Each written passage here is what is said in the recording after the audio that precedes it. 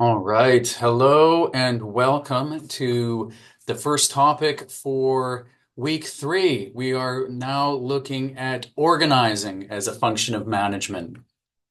We're going to start off with sort of the meat and potatoes of organizing, and then we'll move on to structure in the next topic and managing change in our third topic for this week.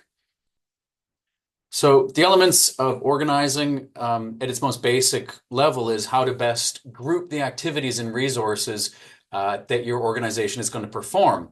And it turns out that how this is done is very can have a very large impact on the competitiveness of a firm. I actually am currently reading a book about the history of some of America's largest companies, DuPont, General Motors, um, Standard Oil, and others, and the part that was played in their profitability by organizing their structures in a rational way that allowed for the best delegation of tasks and the best distribution of labor across the organization. It's very important for firms' competitiveness. So it's good for us to be discussing it here in this course.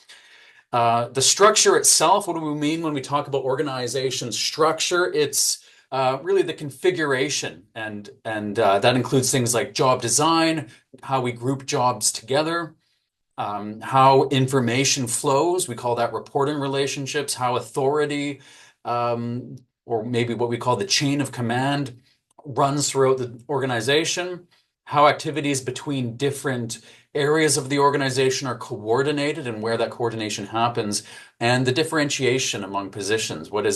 How do we decide what tasks to assign to which positions in an organization? So, starting with job design, uh, at its most basic level, when we're organizing as managers, we need to determine who's going to do what. What is an individual's work-related responsibilities? You might even just call this, how do we create the job description? Job specialization refers to maybe the narrowness or broadness of that job description. To what extent is the task of the organization broken down and divided into smaller component parts? So at the organization level, how narrow do we want to make each job? Do we want to have people performing a large part of the task? Or do we want to have people performing just very small parts? Think of someone hand making a leather saddle from start to finish versus perhaps working on an assembly line to make a Ford engine where each person only does a very small specialized component.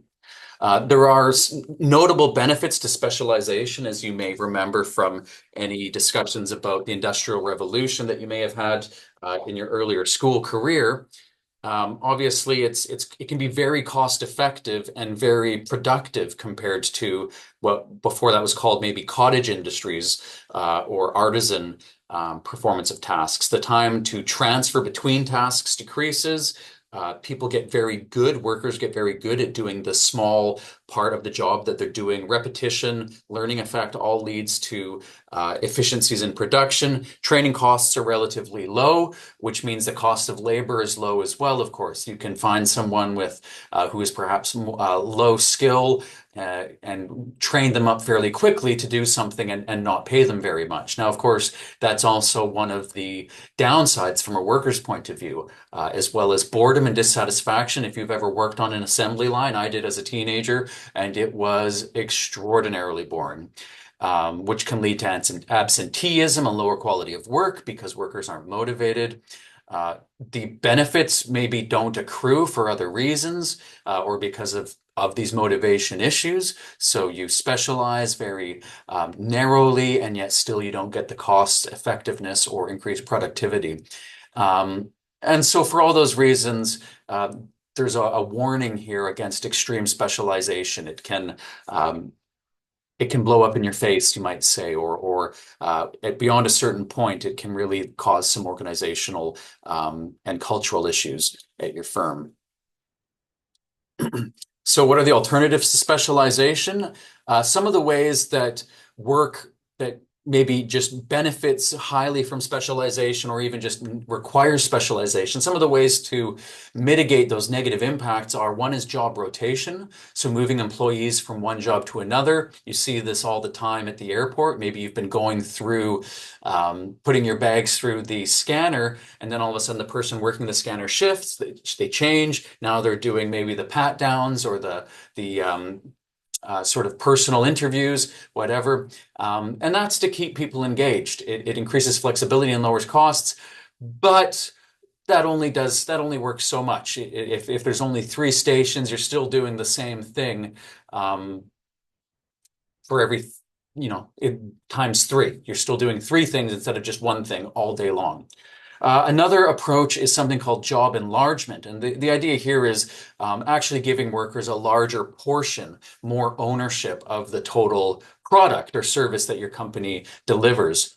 The plus side is this is a lot more fulfilling from the worker's point of view, which can increase motivation, hopefully increase the quality of output, but it increases the training costs now. You need someone who's able to perform multiple portions of a task, probably means that you're using less fixed assets, less capital, less reliant on automation, more reliant on human labor, which is more expensive. Unions may argue for more pay if the idea is that now the laborers are doing more work. And it can still be boring. It depends. I mean, obviously, depending on the amount of ownership and the amount of creativity, scope for creativity involved, it can still a larger boring task may still be a boring task, even if it's not as boring as the narrower boring task. Other approaches include job enrichment. Now we increase both the number of tasks, the scope of the activities, as well as the control and the decision making. One of the things that makes work motivating and interesting for a lot of people is the ability to make decisions and have a bit of skin in the game in terms of taking on a bit of risk. Not for everyone, but having some kind of larger contribution to the success or failure of the organization's work can be very motivating. And for that reason, um, uh, this can be done badly. If you all of a sudden just delegate a lot of authority without proper training and without proper implementation, this will not be successful. This may cause more problems than it solves, but it's one of a few approaches. It has its pros and its cons. And then what's called work teams, where teams make decisions as a group about how they are going to divide up labor. When I was thinking of this, it reminded me from the scene in, if you've seen the show Andor, where he ends up in a prison work gang, and each team in the work gangs decides how to do their labor as quickly as possible, and they come up with their own system. So again, that can be motivated. Generally speaking, anything that increases autonomy over work and the scope of activities is often up to a point where it becomes overwhelming, will often improve the motivation and the mitigate some of the downsides of an overly narrow specialization. Then there's the job characteristics approach. This is has a lot going for it.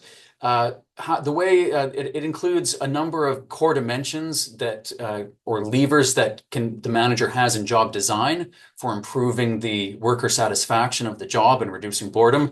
So skill variety, we've already talked about that. The scope of the activities being done, task identity, and that has to do with maybe what you might call the contribution, and a worker being able to identify their own contribution, his or her contribution to the finished product.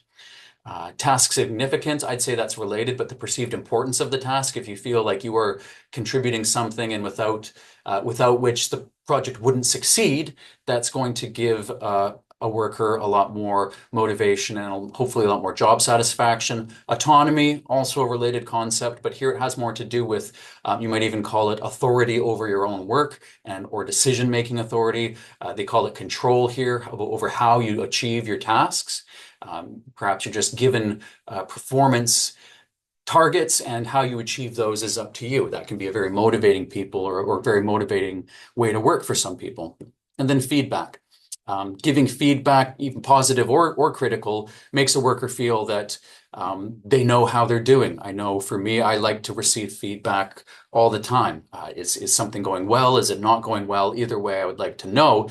Not only does it help me improve and help me uh, fix areas that need fixing and continue enriching areas that are succeeding, but it also is nice to know that someone cares enough to give you feedback on what you're doing.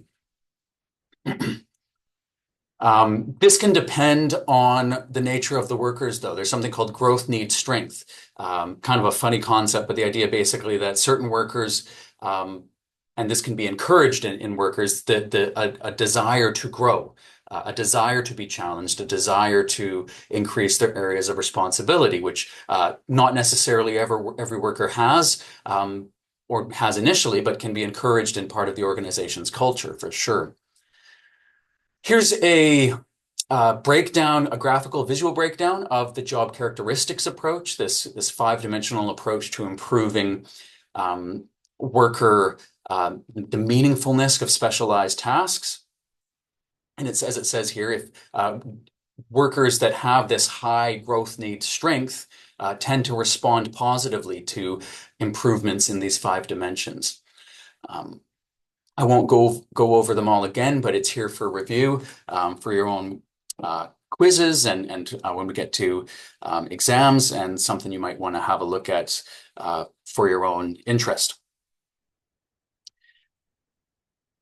So second part of organizing, or another aspect of organizing, is decisions about departmentalization. How do we want to group the jobs that need to be done in our firm? What is the best way to arrange these? There are different categories that different boxes we can put different jobs in, even the same jobs, or we'll look at a few of these here, but there are different ways to slice up the pie, you might say, of what needs to be done. Often the rationale for doing this in the first place is linked to size. Most businesses start off with an owner-manager just directly, well, first of all, doing everything his or herself. Then as growth occurs, the manager starts managing and overseeing all the workers, his or herself. But eventually, though, the manager, if he or she is wise, is going to start delegating some of those management tasks. And this is the basis for departmentalization. Okay, what am I going to delegate? Who am I going to delegate it to, and how much? And on what basis am I going to make this delegation? So one of the most common ways to do this is based on functional departmentalization. By function, we mean here things like marketing, finance, operations, which usually encompasses whatever it is we do to generate revenues, whether that's manufacturing, service delivery, etc. So we have all the accounting people working under an accounting manager. We have all the operations people working under some kind of operations manager, HR people, etc. That's how we divide up the organization. The advantages are that each department is grouped by like skills. They're staffed by experts in their own area. Makes it easier to supervise because whoever's in charge of all the accountants would normally be an accountant themselves. And so within the departments, the functional departments, coordination becomes fairly easy.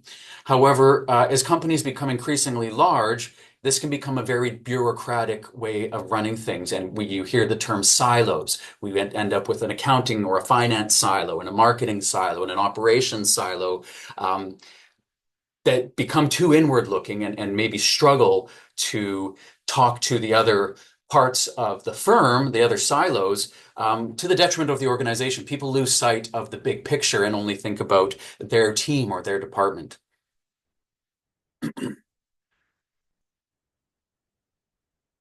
It can also make, it mentions accounting and performance difficult to monitor. If everything is only with reference to the function that someone is working in, it becomes difficult to tell, for example, whether failure at the organization level, is that because marketing didn't do their job or operations didn't do their job. Everything is intermeshed, and yet accountability is siloed, and so it becomes hard to attribute praise or blame for overall achievement of goals, for the same reason that that communication just isn't happening between across the departments. And of course, success of delivery for service or products is going to be the result of everyone's contribution. It just becomes harder to figure out where that contribution is coming from.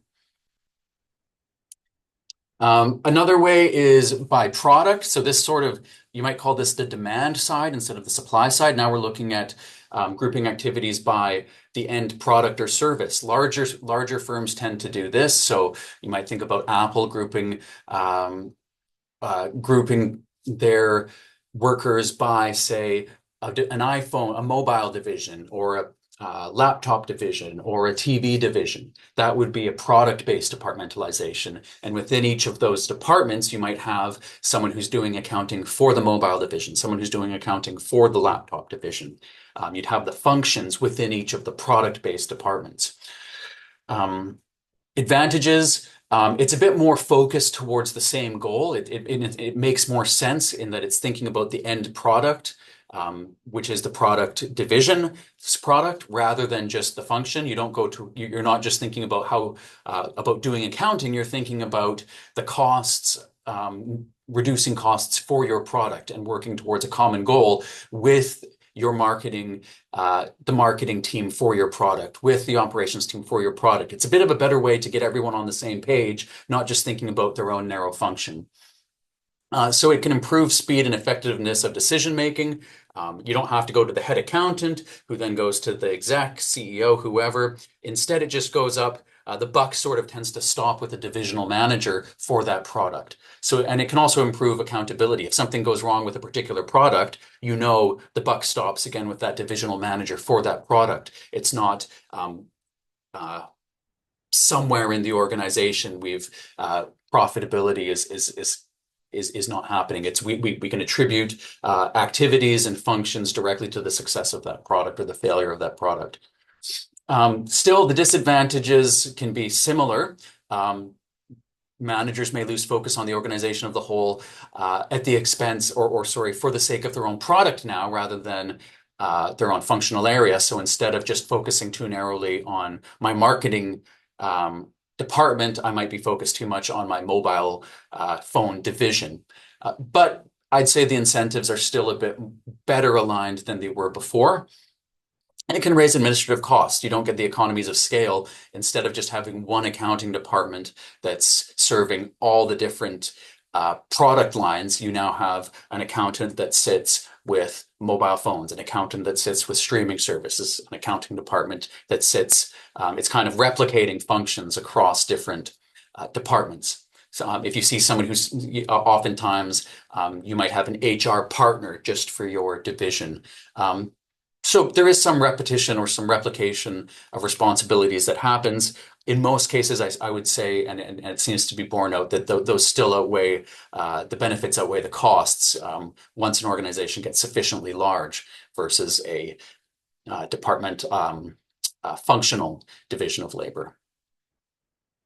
And then so now instead of just looking at the output or the product, we're actually looking fully now at the customer for this kind of departmentalization. So activities are grouped and staff are grouped to respond to specific customers and their groups. And here, of course, the focus is on the customer, and the advantages are those that derive from a customer focus. This has even fewer economies of scale. Then essentially each time we get closer to the customer, we're having to replicate those functions at a finer level. So now each group of customers will have their own accountant.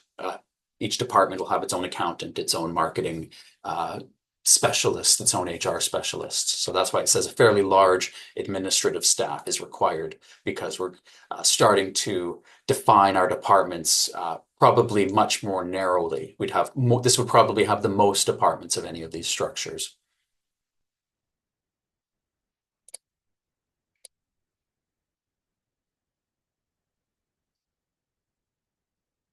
And now based on geography. So this one is based on customer segments. So maybe individuals who are buying a certain product or buying through a certain channel, perhaps online versus in person.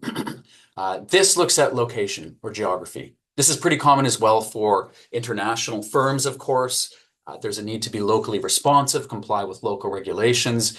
It might be imposed upon you if you're operating in a foreign country, as we talked about when we were talking about international business. So now you would have a division maybe that works in Europe, or maybe even by country. You'd have a subsidiary in France, a subsidiary in Germany, and you base the groups on that geography. Now you have accountants based on each region or each location, and even still, now it's quite a complex administrative staff. You have accountants, marketing execs based in multiple locations, multiple time zones. They are more responsive locally, but it's increasingly difficult to coordinate on this global level. There's other ways as well with time and sequence. Time would be things like shift managers. When I worked on an assembly line, there was a night shift and a day shift, and they had different managers, different staff, or sequence. We were actually divided that way as well. So we worked sort of in the final end. I was actually working in a painting booth, or mixing paint for the painting booths. So we were divided both by time and then within the factory by that sequence. We painted finished products. All different ways, lots of different ways to slice up the activities needed to create value for your firm.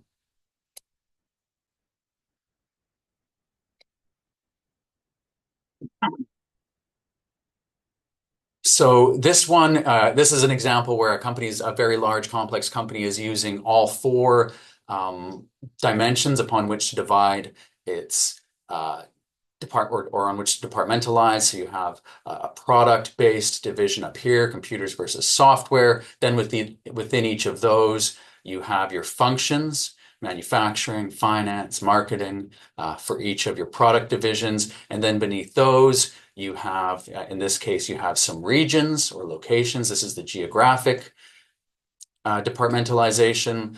Here you have your customer departmentalization. This is very common. B2B, right? Business to business versus business to consumer. And then below that, in this case, you have further local geographic departmentalization. So yeah, a large complex organization may well use all four variables upon which to departmentalize, depending on their needs as a firm. Some very large firms have a very narrow scope in terms of geography and products, and can still have just divide things up by function. That's called a unitary form. We'll look at that a bit later. So some of the things to consider when you're grouping jobs, essentially, how many bases, how tall do we want our organization to be in terms of levels of management between, say, the person on the front line and the CEO. That's called span. We'll look at that. That's part of this concept of chain of command. So chain of command is this idea that within an organization, no matter what you do, there's a link that you can follow, a chain of command right up to the top position, the CEO in the organization.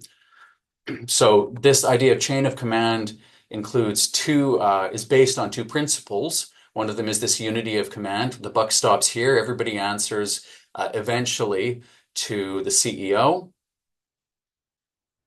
And so first of all, everything is bound up. There's one person, the buck stops here. And the scalar principle is that idea that everyone can trace the authority over their position back to that one highest position, whoever that is, usually the CEO in the case of Western companies.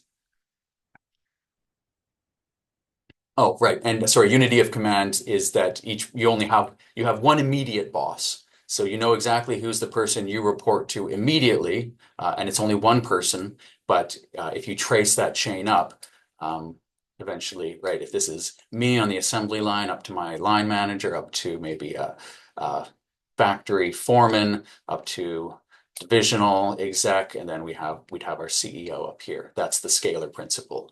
The unity of command principle is I just report to this guy right here. Only one boss. I don't report to someone else at the same time, which gets confusing. Clear chain of command.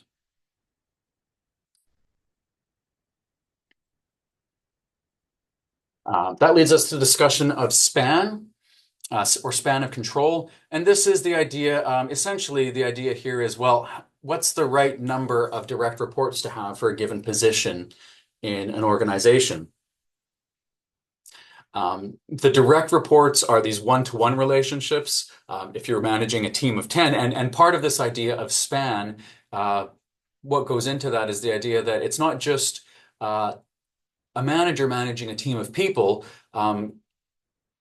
Unless it's a very widely dispersed team, say of traveling salesmen, those staff are going to have interactions with each other as well. So there's this direct relationship that the manager has with the individuals he or she's line managing, but then the subordinates, the people the manager manages, also have relationships amongst themselves. And there may also be subordinate groupings that have interactions with each other.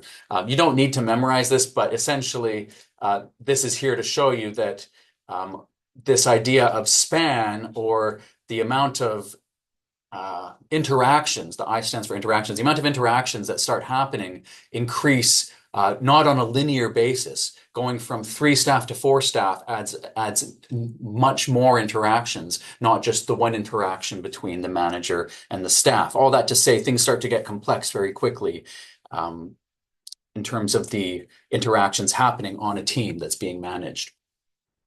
And it's something that needs to be monitored.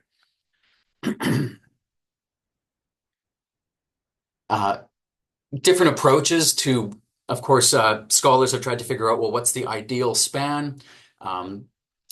Numbers have been suggested. They're obviously very rough rules of thumb. Ralph C. Davis thought that an operative span might have up to 30 subordinates. That would be sort of the foreman who directly supervises 30 people working on the front line, you might say, versus an executive span. The idea being that an executive should maybe only have 9 direct reports. Part of the reason there being that an executive should have more time for things like forming strategy and dealing with external relationships. Essentially, they will have more work to do that isn't just related to direct supervision. The closer you are to the line, the more likely it is that actually all you do is supervise staff. That's 100% of your time. You're not necessarily on the line yourself, but you're going and supervising maybe 20 workers who are all performing line-based activities.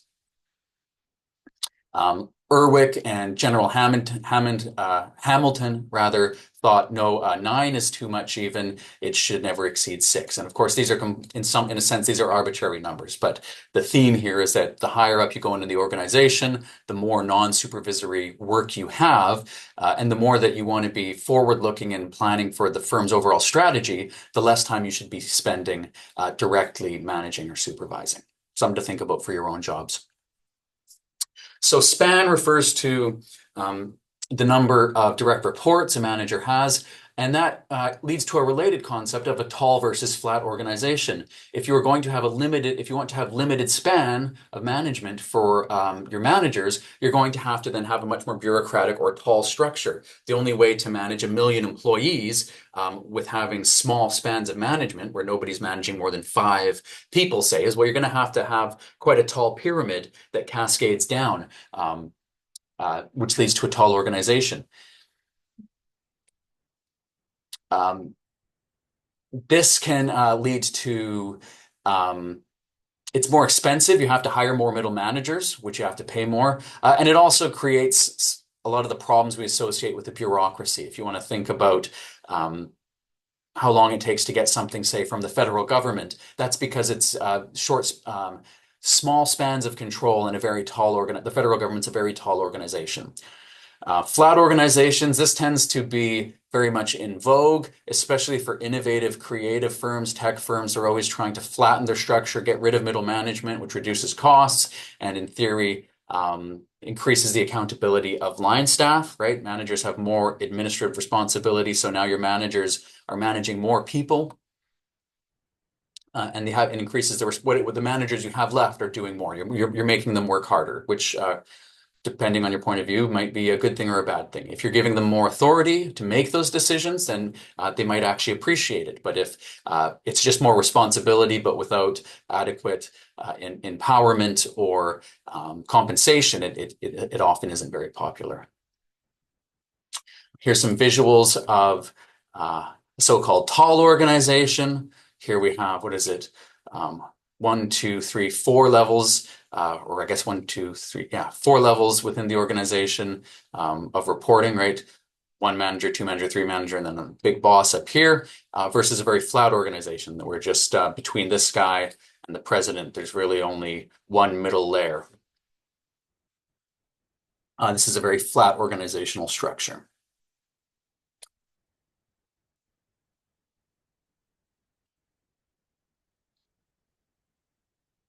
Some of the things that can affect the potential span uh,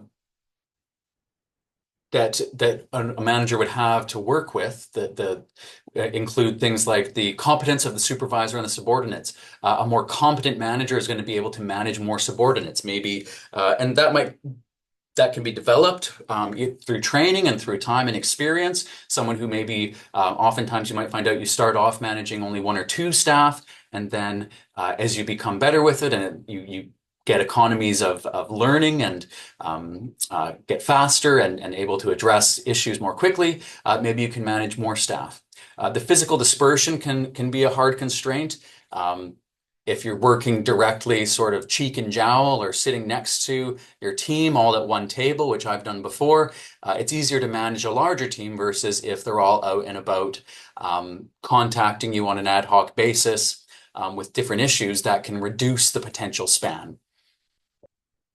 The more non-supervisory work you have to do, the narrower the span. If you are tasked with a number of responsibilities other non-related to the management of your staff, then that's going to reduce the amount of slack, you might say, or time you have to do management. And then the degree of required interaction. This can depend on the nature of the job or the needs of the individuals being managed. If you're spending a lot of time training brand new staff, then that required interaction is going to be a lot higher than if you're managing a team of individuals who've been with the firm for a very long time, know what they're doing, can work with a high degree of autonomy, or perhaps just have a simpler role that requires less direct interaction. So all these are factors that influence the potential span, that potential maximum span that a manager might be able to have within an organization. Oh, a couple more here. Is it standardized? I'm just talking about that. It is a relatively simple job that can be done repetitively. And once the staff know what they're doing, you don't need to go back and explain it to them too often. Is what they're doing quite similar? And are the multiple staff that you're supervising performing similar roles? The frequency of new problems. For example, if you are managing a team that deals with customer complaints or particularly my sister used to work for an airline, and she dealt with the highest level of complaints before it went to the lawyers. So if you're managing a team like that, you might have a smaller span because you're getting a lot more problems, that the nature of the role involves problems that require your attention. That can reduce the potential span. And just preferences. Some managers may prefer, and their management style even may dictate a more hands-on micromanaging approach. Some staff like to be micromanaged a bit more, some a bit less. If it's a team where the supervisor and the subordinates prefer a very light touch of management, that was certainly the case for myself and my PhD supervisor. We have less direct contact just by preference. We both just like to get on with it and touch base as the need arises, where I've had other bosses that maybe want scheduled interactions once or twice a week, just strictly related to preference and management style. Right. Another question here. So one of the factors is the management span. What's the right number of reports for different positions to have in the organization? How many people can be managed depending on where you are in the organization?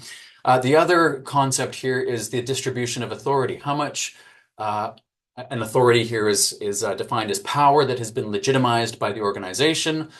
How much of that and how much to delegate? Do we decentralize? Do we delegate a lot of authority?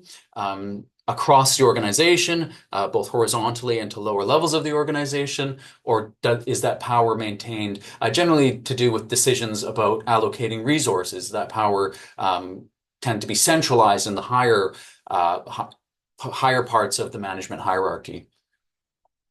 Delegation is just assigning authority, granting authority.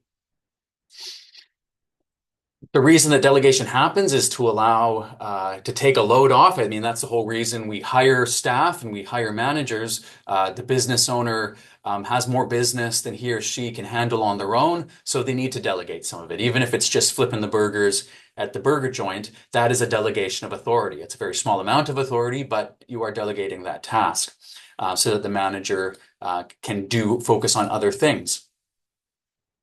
3 steps involved in delegation. In the first step, the manager assigns the responsibility, says, I want you to perhaps, I own multiple McDonald's franchises and I'm going to give, or I manage multiple franchises and I'm going to assign to someone the responsibility of overseeing one of those franchises in Thibodaux.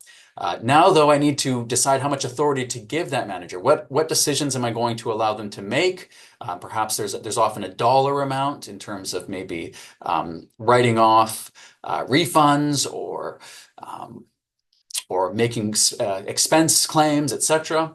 And then the final thing is accountability. So I've given you a responsibility to run this franchise. I've given you a certain amount of authority, maybe a budget, etc. And now I'm going to decide on the basis of the responsibility and authority I've given you, what are you accountable for? What are the targets or what are the areas for which I'm going to hold you responsible in terms of performance of what tasks you're performing? Now, if these aren't aligned properly, we run into trouble very quickly. Lots of responsibility with no authority is going to be the manager's not going to be able to do what you've asked them to do, or they're going to be coming to you all the time asking for permission. Same thing if they're accountable for something but don't have responsibility for it, then that might mean, for example, that they aren't being allocated the time as part of their job to achieve those goals for which they're accountable. So it's important to get those all aligned properly. A manager who won't delegate can be very frustrating to work with, either beneath or alongside. Here's a visual of those steps: assigning responsibility, granting authority, and then creating accountability. This has to do with the monitoring function as well, which we'll look at later. But once you've given responsibility and granted authority, there's a back and forth, a feedback cycle where the manager and the subordinate evaluate the performance of that subordinate based on the responsibility and authority they've been given. Oops.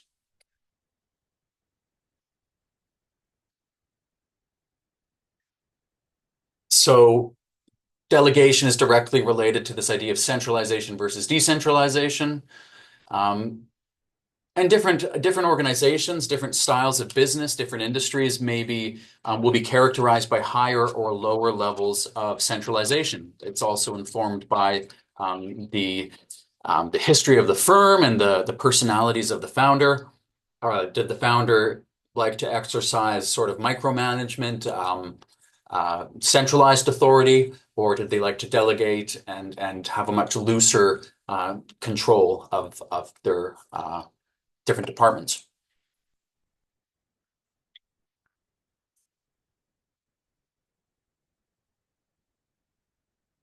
In terms of coordinating the activity of different functions in an organization, one of the things to consider is the interdependence of those activities.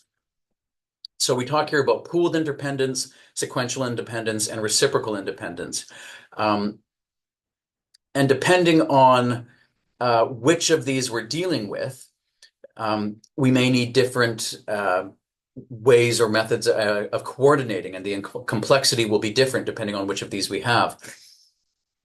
When we're talking about pooled interdependence, it basically means everyone does their own activity, and then at the end it's all put together and no failure in any one area needs to upset the whole production process. You might think of, trying to think of a good example here.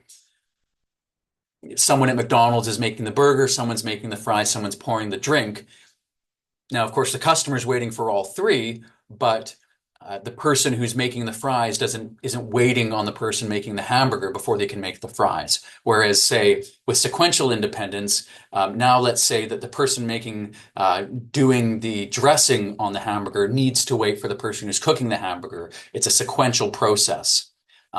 So that part has an additional complexity, because if something goes wrong, you're left there with your burger, or sorry, you're left there with the bun and your tomato and your lettuce, but you're still waiting on the guy who's cooking the burgers, and you can't really move on to the next thing unless the sequence before yours is completed. So this is considered moderate independence, usually one way, right? You think of the assembly line, the inputs are coming in. I can't do my task though until I get whatever's coming from the guy, the step behind me. Um, and that can lead to shutdowns if there's a problem with an input. So it's a bit more complex. And then you have what's called reciprocal independence, where we're kind of going back and forth. This would be a lot of modern complex jobs, white collar jobs. Say, I'm working at the bank, and I'm trying to fund a loan. Well, I'm going to credit. Credit's maybe going to the funders. The funders are going to the credit to see if they've met all the terms agreed to in the contract. Then they're coming back to me. And so now it's becoming increasingly complex. And essentially, unless we've all done our job, the other parties are all waiting for us. It's kind of like more like a network of tasks, rather than either just a straight line assembly line, or we just all do our own thing and pool it together at the end.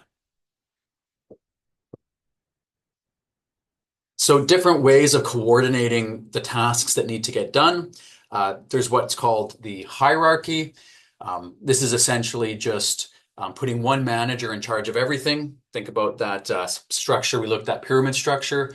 Um, uh, that's the most basic way of managing multiple tasks and multiple interdependent units, is you have someone who has the big picture. The coach or the team captain, whatever you want to call them, the CEO, captain of the ship, they have a view of all the activities that need to be done, and if there's a stall in one area, they can go and get that moving again, with the view of the group that's waiting on them.